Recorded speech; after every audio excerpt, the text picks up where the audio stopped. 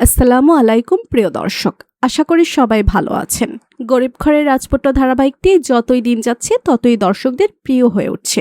একের পরের এক ধামাকাদার পর্ব উপহার দিয়ে দর্শকদের আগ্রহ ধরে রেখেছেন এই গল্পের পরিচালক।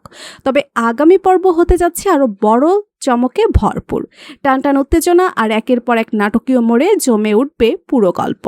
ইতিমধ্যেই দর্শকরা এমন একটি আবেগঘন পর্ব দেখেছেন যেখানে সবাই কান্নায় ভেঙে পড়েছিল, কারণ তারা কখনোই ভাবতে পারেনি যে মেঘলার সন্তান মারা গেছে বলে সবাই বিশ্বাস করবে।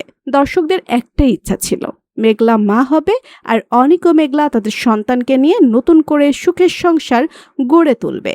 সন্তানের জন্য হলেও সব ভুল বোঝাবুঝির অবসান ঘটবে, কিন্তু অনিকের কাকার ভয়ঙ্কর ষড়যন্ত্র সেই স্বপ্ন ভেঙে দেয়।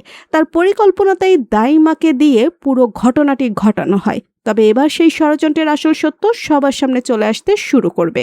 অন্যদিকে ডিএনএ রিপোর্ট বদলে দেওয়ার ঘটনাটি জানার পর অনেক নিজের ভুল বুঝতে পারে। সে হাসপাতালে গিয়ে মেঘলার কাছে ক্ষমা চাইতে চায়। অনেক জানায় রাতুলে ডিএনএ রিপোর্ট পরিবর্তন করেছিল, তাই তাদের সম্পর্কে এত বড় ভুল বোঝাবুঝি তৈরি হয়েছিল।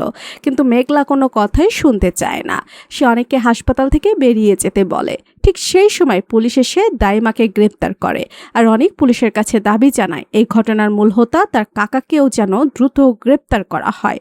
তো বন্ধুরা, পরবর্তী আপডেট সবার আগে পেতে সাবস্ক্রাইব করুন আমাদের চ্যানেলটি। ধন্যবাদ।